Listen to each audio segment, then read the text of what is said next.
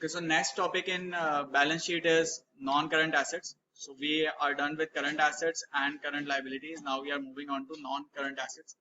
Non-current assets are also known as fixed assets. These are those resources through which economic benefits flow to the company or to the organization for more than a year.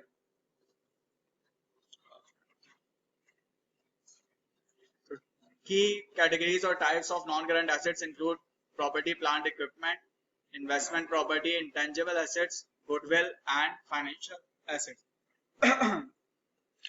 Property, plant, and equipment include all the tangible assets, tangible fixed asset like for example machinery or any building or any manufacturing facility, any plant or any computers or any other equipment that is a tangible fixed asset. Investment property is not included in PPE. PPE is more related to those assets which are related to production or company operations. Investment property is that property which has been kept by the company to earn rental income and capital appreciation. So investment property is the property that is kept for earning rental income and capital appreciation. So any property which is kept by the company to earn income or to earn returns, that is known as investment property. This term is specifically used in IFRS. In US GAAP, this term is not generally used. So in US GAAP, there is no term like investment property. In IFRS, this term is specifically used and it means the property which is used to earn rental income and capital appreciation.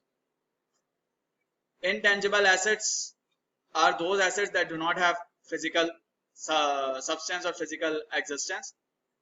Goodwill is that goodwill is kind of a brand image, or goodwill is the extra price that you pay to buy a company. So for example, if company is worth as $100 million and you are paying $105 million to buy its assets, net assets, then that $5 million will be your goodwill. Financial assets are any assets that are that are some kind of financial instrument. For example, bonds or shares or any other derivatives or any other financial asset that are financial instruments. So any investments into financial instruments fall in the category of financial assets.